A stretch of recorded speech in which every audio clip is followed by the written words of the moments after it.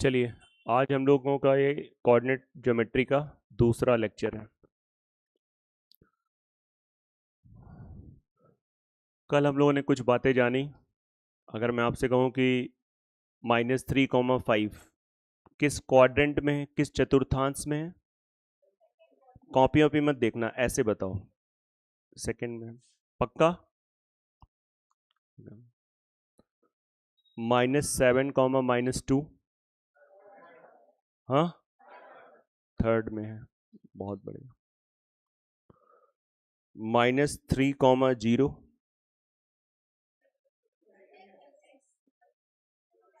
हाँ, और अच्छा बोलो तो निगेटिव एक्स एक्सिस। वैसे एक्स एक्सिस भी आपका आंसर सही है। हम तो बल्कि एनसीईआरटी निगेटिव पॉजिटिव कुछ नहीं बोलता, आपको सही बताएं।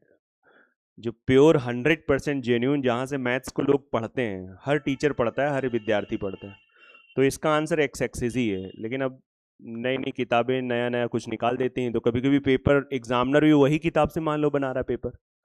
भाई एग्जामिनर भी तो नई जनरेशन का है, तो ऐसे एक्स एक्सिस बिल्कुल परफेक्ट आंसर। फिर आपको पता है कि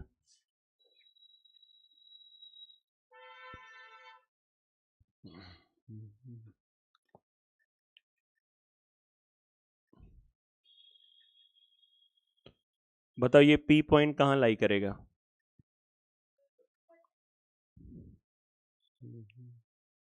पक्का थर्ड में लाई करेगा? 100%। अब ये सब चीजें अगर आप कल क्लास में आए हैं और फटाफट आंसर आ रहा है, तो मुझे लगता है आपने रिवीजन किया है, या आपको आपका ये स्कूलिंग बहुत अच्छी रही है। ए ग्रेड पॉजिटिव है तो ये तो निगेटिव रहेगा, और बी निगेटिव तो माइनस कॉमा माइनस कहाँ पे जाएगा? हाँ, थर्ड में जाएगा। वेरी गुड, बिल्कुल सही बात। फिर हमने आपको बताया था कि एक्स अक्ष में चली गई दूरी का नाम एप्सिसा, हिंदी में उसे क्या कहते हैं? भुज। और वाई अक्ष में चली गई दूरी का नाम ऑर्डिनेट कोटि। यस या नो? ठीक है। फिर इसके बाद हम लोगों ने बात किया था कि डिस्टेंस, दो पॉइंटों के बीच की डिस्टेंस कैसे निकालते हैं। √(x2 - x1) का होल स्क्वायर प्लस, चलो आज हम लोग बात करेंगे बहुत ज्यादा इंपॉर्टेंट चीज की, स्लोप। स्लोप क्या होता है? हिंदी में बोलते हैं प्रवणता। टॉपिक का मतलब कोऑर्डिनेट ज्योमेट्री में हम लोग बात करेंगे प्रवणता, स्लोप। कोई बताएगा क्लास में कि स्लोप होती क्या है? What is the slope? जो भी आप बता सको। हम ये नहीं कह रहे हैं कि अरे सर आपने तो इसका तो सेकंड है, आपको खुद ही बताना चाहिए, हमसे आप पूछ रहे हो। तो हम देखना तो चाह रहे हैं आप लोग थोड़ा पढ़ लिख के आए हो, या पहले से पता है कि नहीं पता है। बड़ी छोटी सी बात है, 9th-10th की बातें हैं स्पेशली। ठीक है, मज़ा नहीं आया?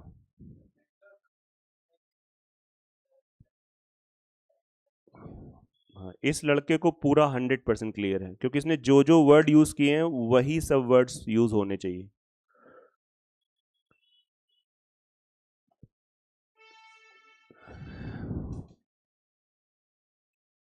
कोई भी एक लाइन है, ये एक्स एक्सिस है।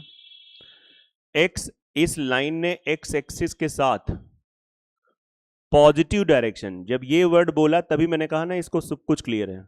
नहीं तो कई बार लोग बस बोल देते हैं एक्स अक्ष के साथ बनाया गया कोण, लेकिन पॉजिटिव डायरेक्शन, पॉजिटिव डायरेक्शन का मतलब होता है यहां पे एंटी क्लॉकवाइज। इस लाइन ने एक्स अक्ष के साथ जो एंटी क्लॉकवाइज में कोण बनाया, अगर इस एंगल में हम tan फंक्शन ले लेते हैं, तो जो tan थीटा होता है वो m होता है, और इसको हम लोग हिंदी में प्रवणता कहते हैं। आपके एनटीपीसी में डायरेक्ट क्वेश्चन बन चुका है, उसने एंगल दे रखा था 135, और बस स्लोप पूछी गई थी। वैल्यू भी मैं आपको बता रहा हूं 135। तो अगर 135, अब यहां पे क्वेश्चन फिर बन जाता है ट्रिग्नोमेट्री का। अगर हम आपसे कहें कि अच्छा 135 है करेंगे, तो बताओ, तो tan 135। अच्छा ऐसे, ये इस समय जनरल बात है, कितने लोग tan 135 की वैल्यू बता सकते हैं? हाथ खड़े करो, raise your hand. It's a very challenging thing कि अगर आप, चलिए मुझे कुछ नहीं कहना है, बोलने को तो बहुत कुछ आ गया।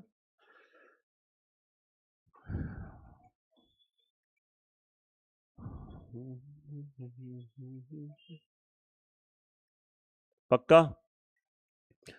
किस क्वाड्रेंट में लाई करता है? 90 प्लस सेकेंड में, और सेकेंड में 10 क्या होता है? निगेटिव। ASTC, और 10 निगेटिव होता है, और 90 में 10 चेंज भी हो जाता है। कॉट 45 की वैल्यू 1 होती है, तो इसलिए डायरेक्ट उसका आंसर -1 था। ये था क्वेश्चन।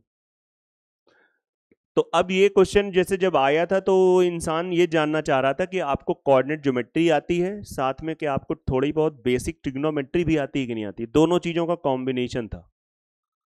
यही वैल्यू थी 135 में, जो आपको बता रहा हूं 135 पे ही आया था, सीधा सीधा, है ना। बनने को बहुत सारे बन सकते हैं, अब 120, 60, 30, है ना। ये तो आइडियल वैल्यूज होती हैं, लेकिन बहुत सारी वैल्यूज बन सकती हैं, ये चीजें पता होना चाहिए। तो खैर, स्लोप स्लोप जो होती है, प्रवणता, एक्स अक्ष के साथ एंटी क्लॉकवाइज जो एंगल बनता है, उस एंगल उस एंगल पे हम कौन सा फंक्शन लेते हैं? tan। तो इसे m equals to tan theta, कभी भी एंगल पता हो तो m equals to tan theta का फॉर्मूला लगाना है, आपको प्रवणता लाना है। इतना आप नोट करो, ये चीज तो एग्जाम्पल था, वो मैंने बताया, इतना आप कॉपी कर लो। प्रवणता करके ये चीजें हैं, धीरे धीरे हम लोग आगे बढ़ेंगे। आसान चीजें पढ़नी, इसमें कोई बहुत फर्स्ट ईयर वाली चीजें नहीं पढ़नी, ये सब पूरी मैथ्स आपकी 10th के अंदर की रहती है। ये एडवांस मैथ्स है, जो कि 9th 10th में ज्यादा इसका रोल रहता है। अर्थमेटिक आपकी 8th तक ही रहती है।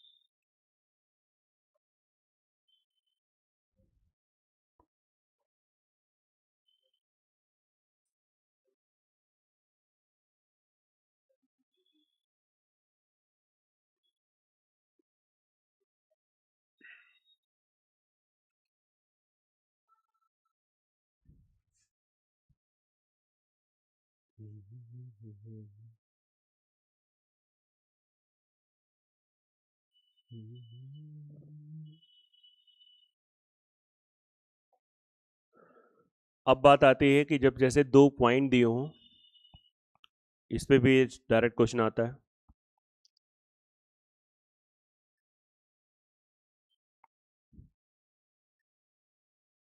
अगर आपके पास 2 पॉइंट दिए जाएं और आपसे कहा जाए हमें इस ए बी की स्लोप बतानी है, स्लोप ऑफ ए बी की प्रवणता, आप लिख लेना ए बी की प्रवणता। तो इसके लिए डायरेक्ट फॉर्मूला होता है, क्या होता है? y2 minus y1 upon x2 minus x1। मतलब, और स्लोप को हम लोग m से रिप्रेजेंट करते हैं, m equals to y2 minus y1 upon x2 minus.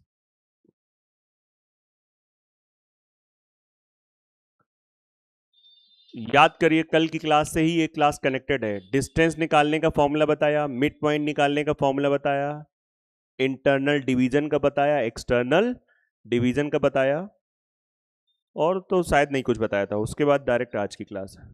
Yes या नो? इतनी बातें कल हुई थी, इसको आप देख लें आराम से।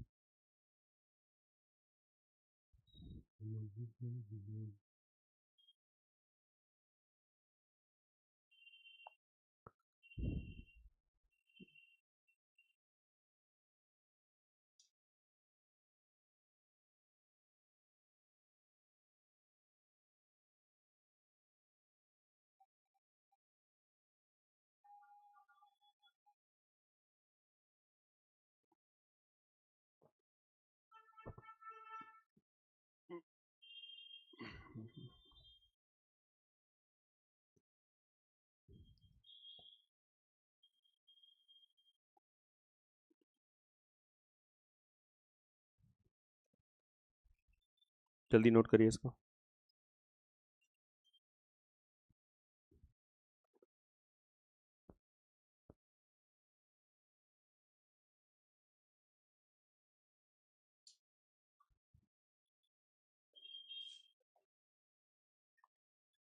अब एक चीज और सुनिए, कभी भी अगर आपके पास 2 पॉइंट दिए जाएं और आपसे कहा जाए हमें इस लाइन की इसकी इक्वेशन बतानी, equation of A B, Hindi में बोलते हैं ए बी का समीकरण, ए बी का समीकरण। तो ए बी का समीकरण मैंने कल भी बोला था अर्थमेटिक से बिल्कुल अलग होती है, एडवांस। और ऊपर से अगर जिनका पहली क्लासेस मतलब कोऑर्डिनेट से स्टार्ट हुई हैं तो वो बहुत अलग आपको दिखेगा, बहुत ही अलग, है ना। है आसान लेकिन तरीका थोड़ा अलग होता है। ए बी का समीकरण, तो ए बी का समीकरण अगर बताना है, कितने लोगों को फॉर्मूला आता है इसका? ओके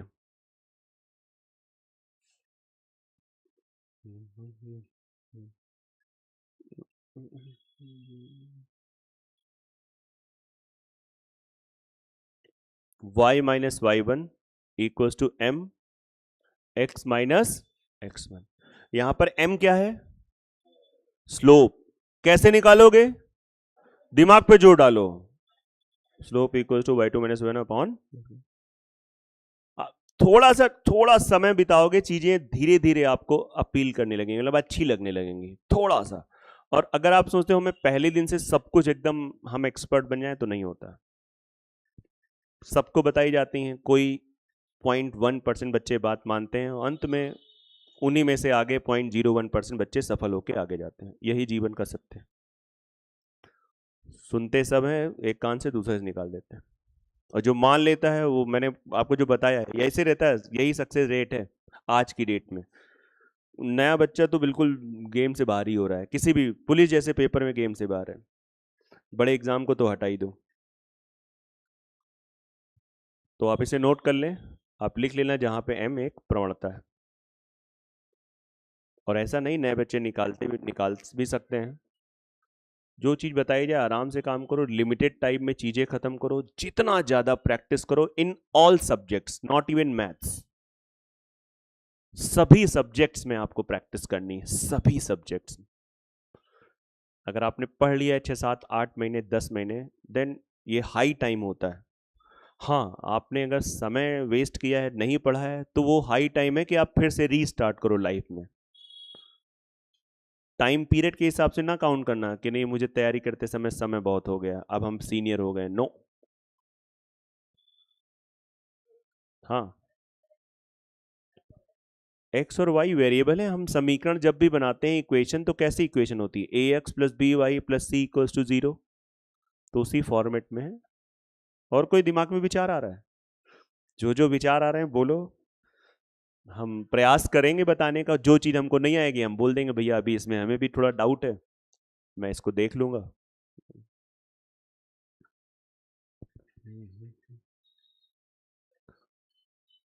हाँ, तेज बोलो। बिल्कुल होती है। हम भी मानव है, तुम भी मानव हो, बस हमारा रूप क्या है? टीचर का। तुम्हारा रूप क्या है? तो जो तुम बोल रहे हो उसे स्लोप इंटरसेप्ट फॉर्म कहते हैं। आया कि नहीं आ रहा है? आएंगे, सब कुछ बताएंगे। और ये और कुछ पूछना है किसी को? पूछो पूछो पूछो, जो भी जैसा पूछना हो पूछो। बहुत ध्यान समझना, बहुत अकल से, है ना।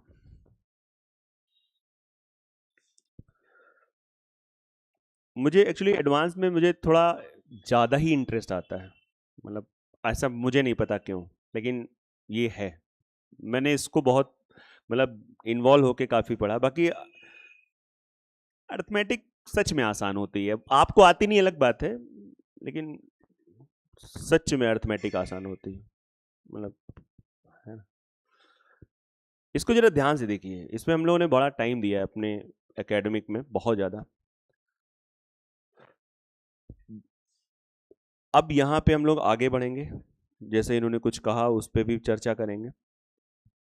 उससे पहले आपको मैं बताना चाहूंगा, आप इस समय मेरे से कोऑर्डिनेट ज्योमेट्री, जो आपके एसएससी और एनटीपीसी के सिलेबस में है, कोऑर्डिनेट ज्योमेट्री प्लस ग्राफ, ये दोनों मैं एक साथ मिला के पढ़ाता हूं। अगर मैं कंपटीशन में पढ़ाता हूँ, अगर मुझे किसी टीजीटी वाले को पढ़ाना है, एनडी वाले को पढ़ाना है, उसका मेरा यही सेम तरीका नहीं होता है, वहाँ पे अलग होता है। यहाँ पे आपको पहले तो आप में बहुत लिमिटेड चीज़ें हैं, बहुत लिमिटेड चीज़ें, मतलब बहुत ही लिमिटेड चीज़ें। अगर हम पूरी कोऑर्डिनेट ज्योमेट्री को 100% नाम दे दें तो 100% में आपको 15 से 20% पढ़ना है एसएससी और एनटीपीसी के लिए। अब बताइए इससे आसान क्या है यार, मात्र इतना, मात्र 10 से 15%। बस मैं आपको इतना बता रहा हूं और सत्य बात बता रहा हूं कि इससे ज्यादा पढ़ना ही नहीं। उसी में क्वेश्चन आता रहता है, हर बार उसी में आता रहता है। देखिए थोड़ा हम लोग कोऑर्डिनेट एक्सेस बनाते हैं, एक्स एक्सिस वाई एक्सिस। जहां पे ये दोनों कोऑर्डिनेट एक्सेस मिलते हैं उसको हम लोग क्या कहते हैं? आप जब प्रीवियस लगाओगे लगेगा कि शुरुआत के 3-4 दिन की क्लास में ही पूरा चैप्टर हमारा हो रहा है। सही बता रहे हैं, मतलब अगर आप सीरियसली ले रहे हैं इस चीज को, जहां पे यही क्वेश्चन कई बार रिपीट एसएससी ने पूछा है, प्रीलिम्स ने पूछा है, दो एक्सेस जहां पे मिल रहे हैं उसको क्या बोलते हैं। फिर अगली बार अगले सेट में आ गया, बताओ उसके कोऑर्डिनेट क्या होते हैं? 0 0। क्या होते हैं उसके? 0 0। ठीक है, बहुत ध्यान से सुनिएगा। अगर मैंने इसको 1 2 3 4 और 5, मैंने एक लाइन बनाई जो 2 से पास हो रही है, और ये लाइन जो है, ये लाइन पैरेलल है एक्स एक्सिस के। अब चाहता तो मैं यहां पे शब्द लिखूं समानांतर है, लेकिन मैथ्स की लैंग्वेज यही है, symbol L is parallel to x axis. क्या मतलब निकलता है अब आप में से बताइए और विचार करिए। इसमें विचार किया जा सकता है लेकिन थोड़ा सा इसमें ज्यादा सीरियस रहना पड़ता है, अर्थमेटिक थोड़ा ज्यादा जल्दी विचार हो जाता है। ये लाइन इसके पैरेलल है एक्स एक्सिस के, और ये 2 से पास हो रही है। अच्छा पहले मुझे आप ये बता दो, डायरेक्ट इस पे क्वेश्चन बन चुका है डायरेक्ट, ये बताइए ये वाला पॉइंट क्या होगा अगर हम इसे कोऑर्डिनेट्स में लिखना चाहेंगे? 2,0। बहुत बढ़िया, कुछ बच्चे 2,0 बोल रहे हैं, कुछ 0,2, और कुछ माहौल को देख रहे हैं कि किधर जाना चाहिए। यस है नो? 0, क्योंकि पहली जो डिस्टेंस होती है वो क्या होती है? X axis. तो ये वाला जो पॉइंट है किसको रिप्रेजेंट करेगा? 0,2। पक्का? 100%। हम यहां पे आ गए। अब मैं अपनी गाड़ी लेकर ऐसे इस रास्ते पे चला रहा हूं, ये हाईवे जा रहा है, ऐसे ऐसे एकदम जा रहा हूं। अब जब मैं यहां पे खड़े होकर चाय वाय पी रहा हूं तो इस पॉइंट के कोऑर्डिनेट्स क्या होंगे, बस इतना बता दो।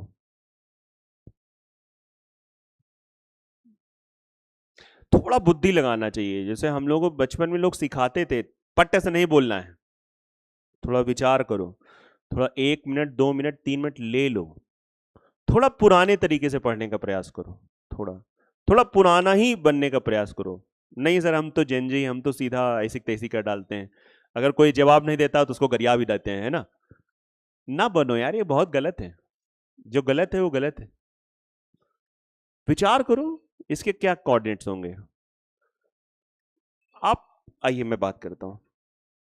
अच्छा इसके कोऑर्डिनेट्स का मतलब हो गया, हम लोग जीवन शुरू कहां से करते हैं, ऑरिजिन हमारा, तो यहां से पहले ये चले और फिर ये चले, ये दूरी फिक्स है कि ये दूरी कितनी होगी? तो नहीं बात समझ में आ रही, ये नहीं पता है, ये जब ग्राफ होगा तभी हमें पता पाएंगे ये हमें। तो इस केस में हम लोग बोलते हैं कि भैया ये एक्स दूरी चले, कितना दूरी चले? एक्स को, या आप x1 बोल दो, आपको अगर अभी अभी आप बच्चे हो, x1। नहीं बात समझ में आ रही, लेकिन दो कन्फर्म है क्या? दो समझ में आया? कन्फर्म है? नहीं समझ में आ रहा है, मतलब बिल्कुल ध्यान देना है, कन्फर्म है ना? हाँ या ना? अच्छा, फिर हम गाड़ी आगे बढ़ाए। अब हम यहां पहुंच गए P1 पे, P डैश पे, तो इसके कोऑर्डिनेट्स क्या होंगे?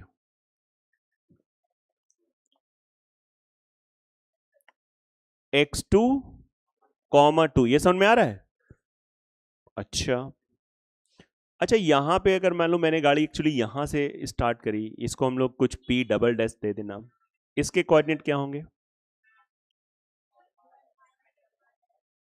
-x3,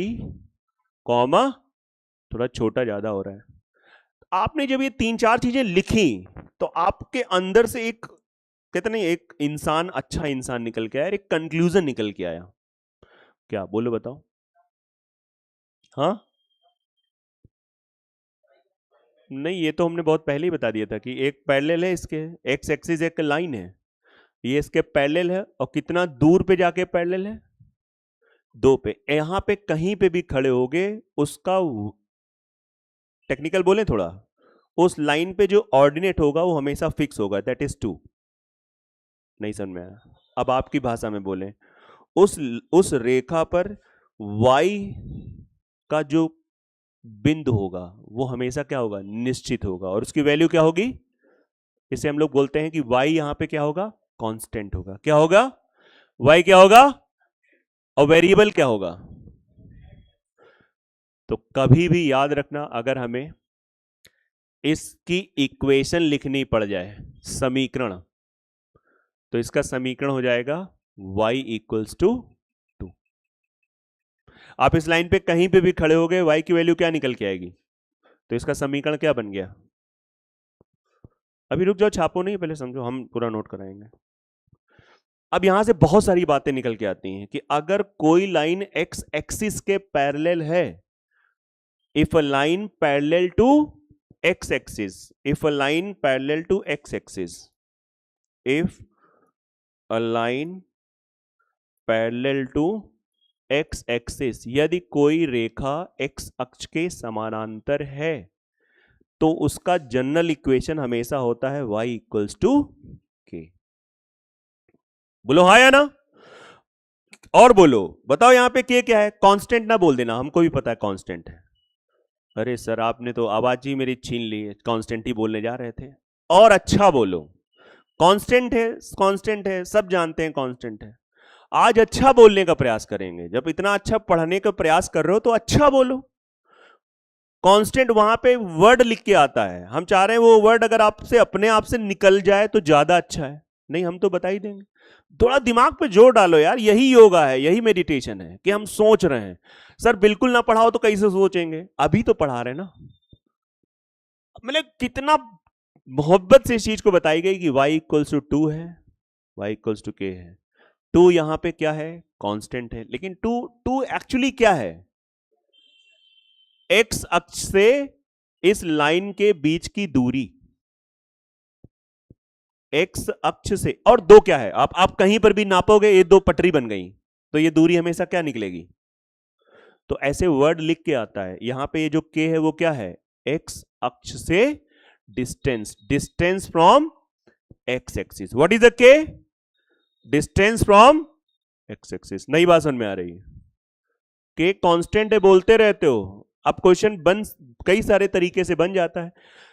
फिर से सुनिएगा, अगर कोई line parallel to x axis है तो उसकी इक्वेशन क्या होगी? y equals to k. Second point, second point, मैं ग्राफ नहीं बना रहा उसका। हिंदी वाले बच्चे इतना इतना जानो, ये कोई अंग्रेजी ऐसी नहीं है, नॉर्मल सा है। मेरा हिंदी माध्यम रहा है 10 तक, लेकिन चीजें नॉर्मल है, इसमें क्या नहीं आएगा? इफ नहीं पता है यदि होता है, ए नहीं पता है एक होता है, लाइन नहीं पता है रेखा होता है। मतलब आप देखो, ये से इंग्लिश बोलते हो, नॉर्मल सी अंग्रेजी है ये। If a line parallel to y axis, हाँ जी, तो बताइए इसकी general equation, x equals to k. अब मैं थोड़ा सा आपको बताना चाहूंगा, कई सारी किताबें इसमें प्लस माइनस के लिखती हैं, प्लस माइनस के लिखती हैं। मैं आपको विश्वास दिलाना चाह रहा हूं, मैं के ही लिखूंगा और 100% सही है। और मैं कैसे बोलता हूं, के की वैल्यू प्लस भी हो सकती है, के की वैल्यू, बस सिंपल है। क्यों हम बच्चों को कंफ्यूज करें? क्यों वो बुक्स वाले पता नहीं क्यों कंफ्यूज करते हैं बच्चे को? आप सीधा के बोलिए, के प्लस भी हो सकता है भाई। यही चीज अगर नीचे जाएगा, नीचे आ जाएगा, 2 नीचे आ गया तो क्या हो जाएगा? y equals to -2। क्यों इसको छीछा लेते? सिंपल सी दो बातें बता दो, उसी में चीजें हो गए।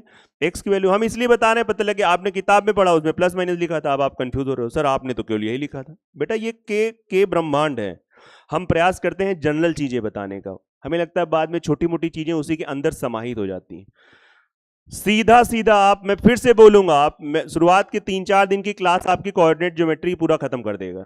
डायरेक्ट क्वेश्चन आ चुका है ये सब कि वह रेखा का समीकरण बताओ जो y अक्ष के समानांतर होगा, और दूरी कभी कभी दे देते हैं 5 यूनिट दूरी, तो x बराबर 5 हो जाएगा। x अक्ष के समानांतर पक्का, डायरेक्ट ये इक्वेशन पूछी जाती है डायरेक्ट, तो ये आपको पता हो जाना चाहिए। इसके लिए हमने एक सहारा लिया 2 का, ऐसे समझाने के लिए जिससे आपको चीजें समझ में आए। नहीं समझ में आ रही, आप रट लो, काम तुम्हारा भी चलेगा। कहीं ऐसा लिखा नहीं वनडे एग्जाम, ये T20 एग्जाम, ये ऐसे ही होते हैं, आप काम चलाने के लिए रट भी सकते हो, लेकिन अब अगर आप पूरी ही मैथ रटने पे आ गए तो फिर गड़बड़ है। भाई 100 चीजें हैं मैथ्स में, अगर आप पढ़ रहे हो 70 चीजें 75 चीजें समझ के, तो 20-25 चीजें रट लो, कोई दिक्कत नहीं आती। अब पूरे ही 100 पे आ गए हो तो गलत हो जाता है। कोई बुरा नहीं, बिल्कुल बुरा नहीं। हम लोग भी जब आप लोगों की एज में थे, बहुत सारे कॉन्सेप्ट उतने नहीं क्लियर होते थे, रट लेते थे, फिर बाद में उसका थोड़ा डेप्थ नॉलेज हुआ। अब बात समझिए, नोट कर लीजिए इसको आराम से।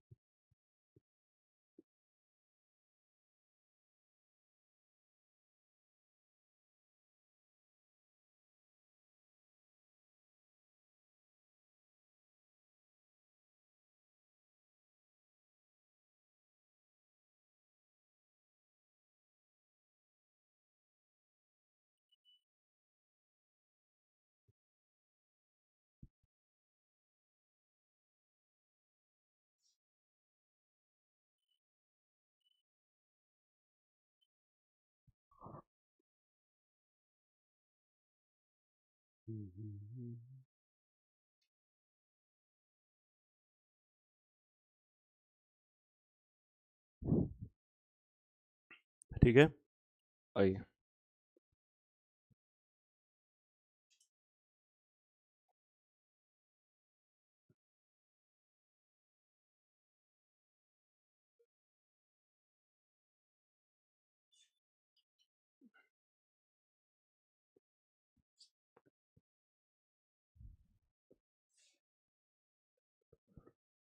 चलिए विचार करिए, दिमाग पे जोर डालिए। Equation of x axis, x अक्ष का समीकरण, हिंदी में से बोलते हैं एक्स अक्ष का समीकरण। ये क्वेश्चन भी है, थ्योरी भी है, जो आप कहो। An equation of y axis,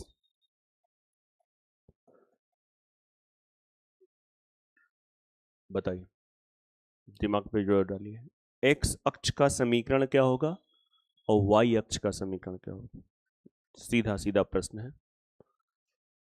आप खुद सोचो, इसको फील करो। अगर कोई कह रहा है एक्स अक्ष का समीकरण, मतलब वो इंसान एक्स अक्ष पे ही मूव कर रहा है। समीकरण होता क्या है? समीकरण होता है एक पाथ, कोई एक ऐसी चीज जो यहीं पे चले तो उसके द्वारा जो ये रास्ता क्रिएट होता है वो उसका समीकरण होता है। अब इससे अच्छी परिभाषा मैं आपको नहीं बता पाऊंगा, क्योंकि हमको हमारे अध्यापकों ने स्कूलों में यही परिभाषा बताई थी, और इतनी अच्छी परिभाषा कि हमने पढ़ा बहुत आगे चल के, लेकिन ये बचपन की परिभाषा सबसे अच्छी लगी। इसे हम लोग लोकस भी बोलते थे। लोकस नाम सुना है आपने? बिंदुपथ जिसको बोलते थे। मैंने इतना प्यारे ढंग से समझा है कि पूरी बात सुन में कि होता क्या है समीकरण। पॉइंट जो जैसे जिस रास्ते पे चलता है उसको मिलाते जाओ मिलाते जाओ, जो कुछ बनता है वो ग्राफ होता है, वही उसकी इक्वेशन बनती है। मतलब बेस्ट एक्सप्लेनेशन था ये, और यही मैं आप भी अपने बच्चों को बताता हूं। तो अगर कोई पॉइंट यहां पे चल रहा है तो इसकी खास बात क्या होगी? इसमें y होगा ही नहीं। अगर कोई, मैं x अक्ष पे चल रहा हूं, इसका मतलब मैं y मेरा है ही नहीं, और जब मेरा y है ही नहीं तो इसकी इक्वेशन क्या बन जाएगी? y equals to 0। नहीं समझ में आया? रट लो। x का पूछा जाए उल्टा बता दो, y का पूछा जाए उल्टा बता दो। हाँ सर ये ज्यादा सही है, ऐसे ही पढ़ाया करो सर, आप काहे इतना ज्ञान दे रहे हो? शायद कुछ आपका दिमाग बुद्धि खुल जाए। पता नहीं किस समय किस क्षण से, सन 26 में, पता नहीं किस महीने से, हो सकता है सावन के महीने से आपका दिमाग खराब होना शुरू हो जाए कि बस अब थोड़ा पढ़ लिया जाए, दिमाग खुल। सही बता रहे हैं, पता नहीं कौन सा चैप्टर आपको इतना अच्छा लग जाए कि आपका मूड चेंज हो जाए कि नहीं यार आप थोड़ा पढ़ के देख लेते हैं, थोड़ी पढ़ाई कर लेते हैं। वो कुछ भी, कोई भी सब्जेक्ट हो सकता है, वो जीएस का हो सकता है ना? अगर आप इंग्लिश वाली फील्ड में तो इंग्लिश भी हो सकता है, बहुत सारी चीजें हैं, मतलब ये चीजें हैं। बाकी आप रट सकते हैं एक्स अक्ष का समीकरण y इक्वल टू 0, वाई अक्ष का, हमने समझाने का प्रयास किया, आपने रटने का प्रयास किया। प्रशांत चलो अच्छी बात है, तुम आज आ गए, कल तो तुम सो गए थे। हाँ, घर से नहीं आ पाए थे, तो शिवम कल जाके पढ़ा पूरा अच्छे से कोऑर्डिनेट।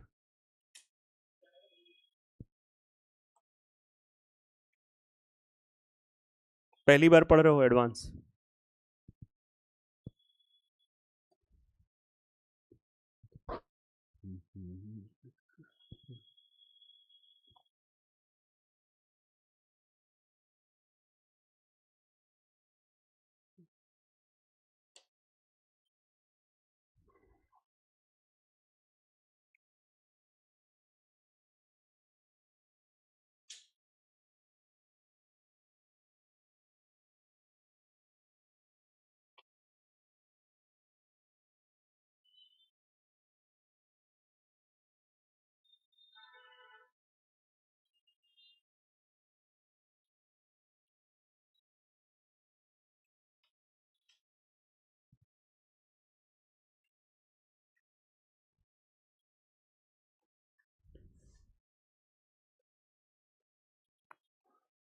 अब आइए,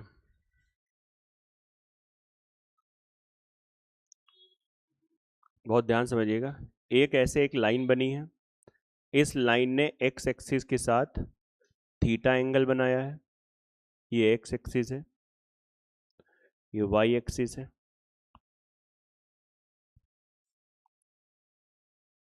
और इसने ऑरिजिन से,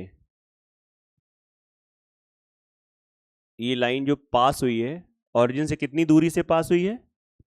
सी दूरी से पास हुई है। कितनी दूरी से पास हुई है? सी।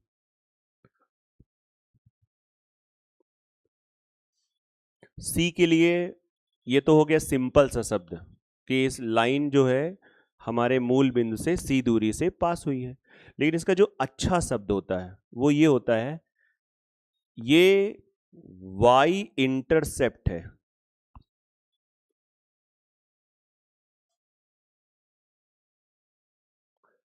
हिंदी में बोलते हैं वाई अक्ष, ये बहुत अच्छे समझिएगा, इस लाइन ने वाई अक्ष को कितना काटा,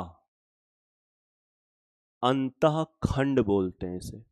ठीक है, कितना काटा? तो कितना काटा वो डिस्टेंस हमेशा ओरिजिन से काउंट करते हैं, कितना काटा सी दूरी का, इसे वाई इंटरसेप्ट कहते हैं। ठीक है, वाई द्वारा मतलब कहने का मतलब कितना भाग काटा गया। अब बहुत आराम समझ लो, इसकी इस लाइन की अगर हमको इक्वेशन बताना है, ये थोड़ा डिफिकल्ट पार्ट है लेकिन हम लोग थोड़ा प्यार से समझने का प्रयास करेंगे।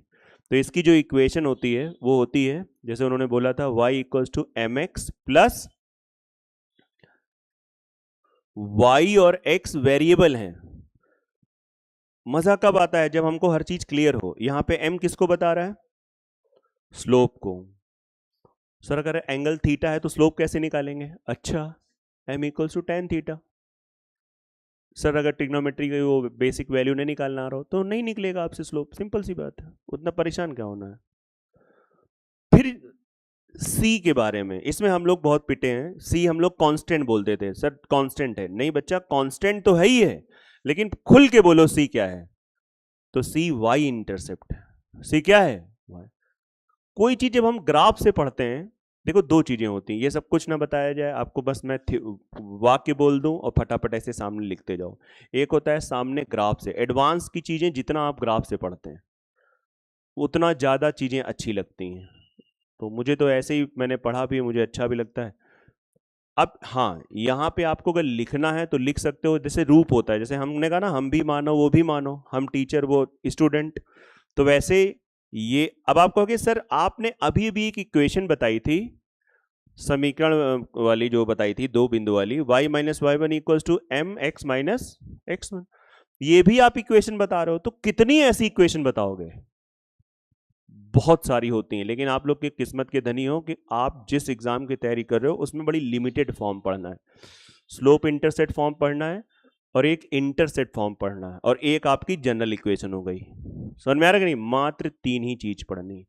लेकिन मैं थोड़ा सा एक दो स्टेप हमेशा हर चैप्टर में एक दो स्टेप आगे जाके पढ़ाता, पहले 3-4 कदम आगे जाके पढ़ाता था, एंड आफ्टर कोरोना जब से बच्चों का ब्रेन उतना नहीं एक्टिव रहा है तो अब एक ही 2 कदम जाते हैं, पहले 3-4 कदम चले जाते थे। मतलब जो आपके एग्जाम में, क्योंकि हम लोगों की ऐसी ट्रेनिंग हुई है, ट्रेनिंग का मतलब हो गया कि जो चीजें जैसे पढ़ी हैं, जो दोस्त तैयार रहे हैं, दिमाग में हम लोग रहा है कि अगर आप एसएससी की को क्वालिफाई करना चाहते हो तो आपका लेवल थोड़ा कैट का लेवल होना चाहिए। खैर अब तो एसएससी में मैथ्स लोल टाइप की आ रही। आप बैंक की तैयारी, बैंक क्वालिफाई करना चाह रहे हो तो फिर आपका लेवल हल्का सा ऐसा होना चाहिए। आप यूपी पुलिस का करना चाह रहे हो तो एसएससी लेवल की तैयारी होनी चाहिए, UPSI SSC, NTPC SSC. Paper थोड़ा इस समय आसान आ रहे हैं, लेकिन फिर भी मुझे लगता है 1 लेवल 2 लेवल अप जाके ही पढ़ना चाहिए। इसे बिल्कुल जैसे कहते नहीं टू द पॉइंट पढ़ लें, वो भैया किस्मत की बात होती है। आपने 10 चीजों में से 3 चीजें पढ़ी, पेपर देने गए उन्हीं 3 से पेपर था, भैया बहुत भयंकर किस्मत है। आपके गार्जियन की बात पूरी भगवान ने स्वीकार कर ली है, क्योंकि कोई प्रे कर रहे ना करे, आपके गार्जियन जरूर करते हैं। तुम उनको पता हो चाहे ना होता हो, तुम पढ़ाई कर रहे हो कि कलाकारी करो, लेकिन उनके अंदर एक प्रे रहती है, बेटा बेटी हमारा सफल हो जाए। तो हो सकता है किसी दिन प्रे हो रही हो, भगवान सामने बैठे हो, उन्होंने सुन लिया हो, तो 3 पढ़ा, 3 में से पेपर आ गया। समझ में बात आ रही कि नहीं आ रही, ये बात सुन बहुत ध्यान सोचो। जो इंसान निस्वार्थ तुम्हारे लिए प्रे कर रहा है, उनको भी तुम लोग कभी कभी, आज की जनरेशन बदतमीजी से बात करती है, तो तुमसे बड़ा मतलब कलाकार कोई होगा। अगर वो दिन रात तुम्हारे लिए प्रे कर रहे हैं और एक बार उन्होंने पूछ दिया बेटा इतने साल से काहे नहीं सिलेक्शन हो रहा है, कैसे ले ले सिलेक्शन, इतना टफ पेपर आ रहा है, ये आ रहा है, वो चिल्लाने लगते हैं बच्चे। हमने देखा है गार्जियन पे, गार्जियन आके बाद में अलग से बताते हैं आके, तो हम लोगों को भी बड़ा दुख होता है कि यार ये बच्चे हैं, मतलब आप वही चीज उनको प्यार से बता दो कि नहीं। ईमान बहुत बहुत मुश्किल होता है कि सत्य बोलें, कि देखिए प्यार से बोलिए कि देखिए ऐसा है, आपको लग रहा है हम काफी टाइम से तैयारी कर रहे हैं, लेकिन वास्तव में हमने करी मक्कारी। अरे सर ऐसे बताएंगे तो जूते चल जाएंगे, खा लो एक दिन यार, खा लो, जीवन सफल हो जाएगा। वो जूते चलेंगे नहीं, उससे तुम एकदम कहते नहीं एकदम वायरस चीजें हट जाएगा, वही तो नहीं हो रहा है। क्यों, एक तो ऐसे मैं आपको यहाँ पे चीजें सिखाना चाह रहा हूँ कि एजुकेशन का उद्देश्य है कि हम लोग पोलाइट ढंग से अपने बड़ों से बात करें, और वो बड़े जिनसे हम पैदा हुए हैं उनसे आप अगर बदतमीजी से बात करते हो तो क्या फायदा। आप एसएससी की तैयारी करो, बैंक की तैयारी करो, एनटीपीसी कर रहे हो, बेकार है। आप कहीं कुछ दुकान उकान लगाओ, खत्म बात है। जब आपको भाषा ही नहीं सीखनी आई है तो बेकार काम, काहे शिक्षा के क्षेत्र में आ गए। तो अगर वो जवाब मांगे तो उनको प्यार से समझाइए। हाँ, कभी कभी मुझे पता है कुछ गार्जियन नहीं समझ पाते हैं, तो उनको थोड़ा और आराम से टाइम देके समझाइए। कई बार कुछ लोगों को जैसे आइडिया नहीं होता है कि नहीं, हाँ एसएससी थोड़ा सा टाइम लेता है, उसमें थोड़ा होता है। अब उनको तो बस बगल वाला देखो लड़का हो गया आर्मी में, तुम्हारा अभी तक नहीं हो पा रहा है एसएससी में। कहाँ आर्मी, कहाँ एसएससी, जमीन आसमान का अंतर है। तो वो कंपेयर, वो कई बार नहीं नॉलेज होता है यार, सबको नहीं होता है ना। भाई हम भी मतलब अब इतना है, हम कोई हमारे भी गार्जियन है, हम उनको भी कई बार नहीं पता रहता है कई सारी चीजें। उनसे कोई पूछ ले एसएससी क्या है, बैंक बैंक नाम सुना है लेकिन अब डिटेल नहीं पता है। अब हम लोग इस क्षेत्र में हैं तो पूरा डिटेल पता है, हमें पता है कि क्या चीजें होती हैं, कितना इसमें चीजें करना पड़ता है। तो इसको आप लिख लीजिएगा। हाँ, मैं ये कहना चाह रहा था कि आप इसका नाम लिखना चाहें तो लिख लें, स्लोप इंटरसेप्ट फॉर्म होता है। ना लिखो तो भी कोई दिक्कत की बात नहीं है ना। आप बस ये जान लो कि ये एक सिचुएशन है। और इस कैसे पढ़ने का तरीका है, सी के बारे में जानो, एम के बारे में जानते हो, मेन खेला यहां पे सी है। सी के बारे में लोग नहीं जान पाते हैं कि सी इसको बताता है ना, इस चीज को सी बताता है।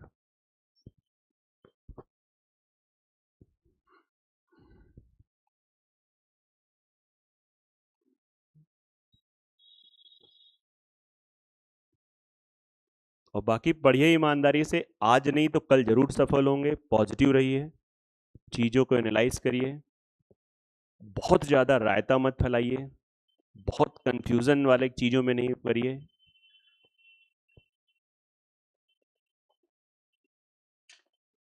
और थोड़ा सा सोशल मीडिया से आप दूर हो जाओ, वो एक ऐसी चीज है जो आपको ले डूबती है।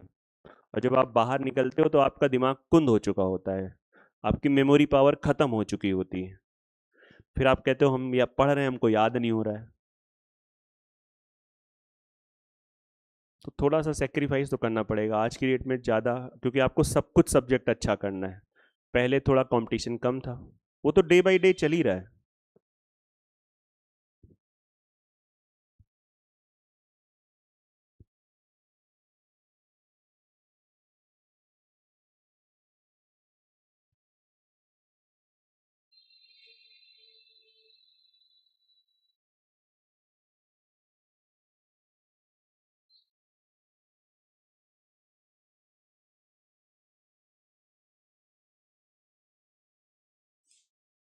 अच्छा, अगर एक इक्वेशन दे रखी है 3x + 4y + 7 = 0, ये एक इक्वेशन है। क्या आप इसको इस रूप में चेंज कर सकते हैं? कर सकते हैं कि नहीं? आइए चेंज करते हैं। कैसे चेंज करोगे, पहले उस इक्वेशन को ध्यान से देख लो। y = mx + c, y equals to, तो 4y = -3x -7। कोई दिक्कत हुई किसी को? लिख लिया? क्वेश्चन का है y = अच्छा मतलब ये 4 नहीं होना चाहिए, हटाओ 4 को।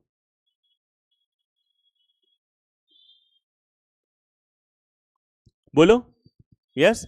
अब आप कंपेयर करो mx + c, तो m की जगह क्या लिखा है?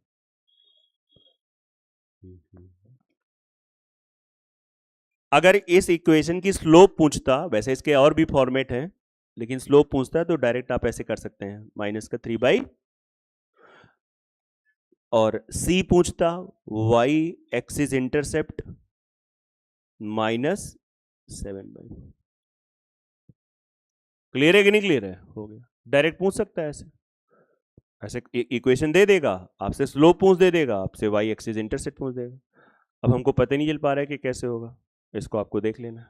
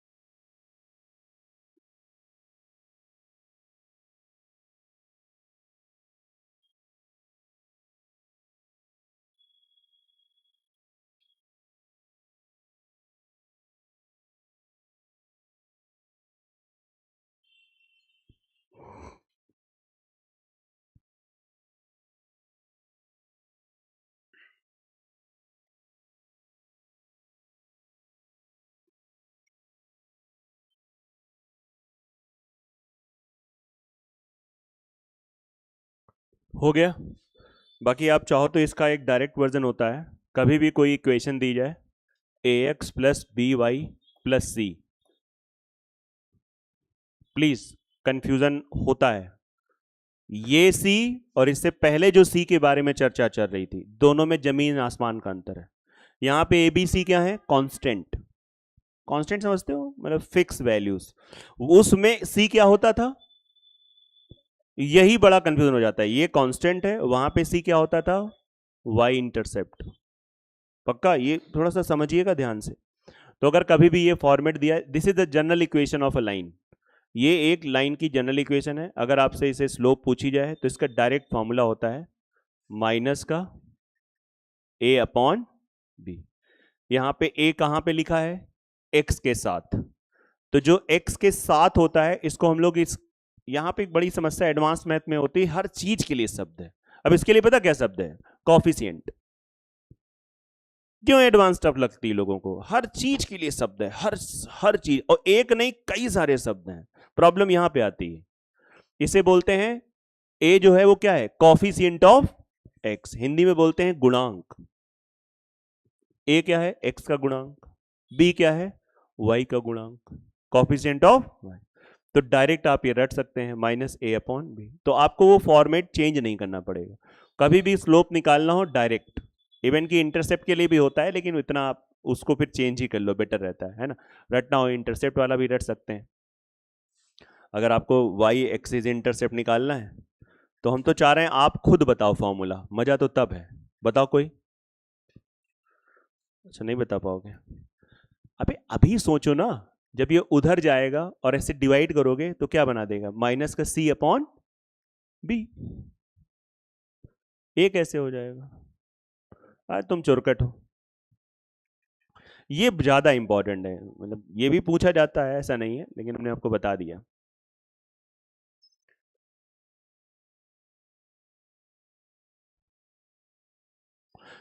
मतलब ये जो कॉफिशिएंट वाला बात है, ये सच में अलजेब्रा में पूछा गया। जैसे ऐसे क्वेश्चन बना था 5xyz और पूछ दिया गया कि y का गुणांक बताओ, ऐसे आ गया क्वेश्चन।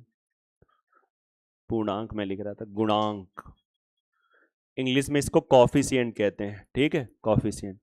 तो क्या होगा यहां पे y का कॉफिशिएंट, गलत जवाब। आप हार चुकी हैं 2 करोड़ रुपए।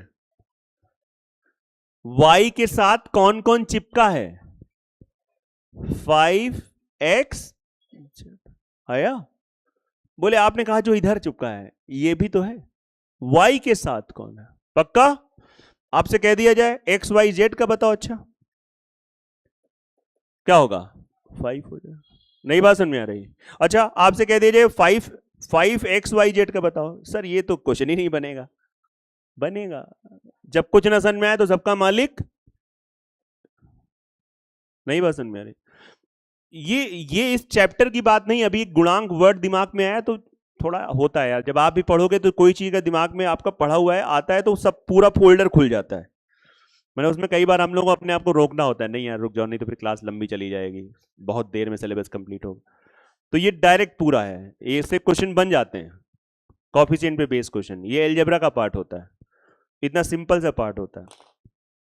और ये कहीं भी पूछा जाता है, रेलवे ग्रुप डी में पूछा पूछा जाता है, कहीं भी कुछ भी। इसीलिए कहते हैं सब कुछ थोड़ा सा थोड़ा थोड़ा आपको पढ़ लेना चाहिए अच्छे से, और प्रैक्टिस करिए, चीज़ें धीरे धीरे अच्छी हो जाती हैं, कोई चीज़ उसमें परेशानी की बात नहीं।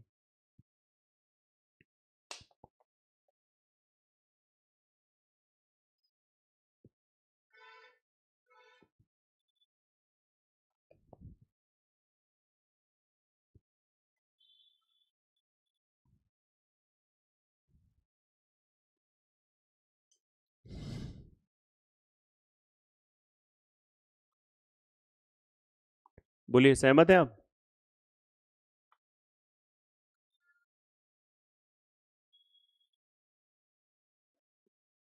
ठीक है, बाकी बातें कल करते हैं, आज इतनी रखें, थोड़ा रिवाइज